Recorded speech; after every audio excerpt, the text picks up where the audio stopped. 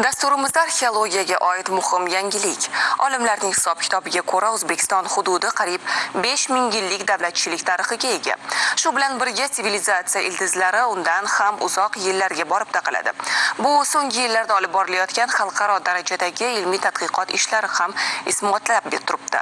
Xususan, Jizzax viloyatida paleolit va neolit davrlariga oid yangi arxeologik maskanlar aniqlandi.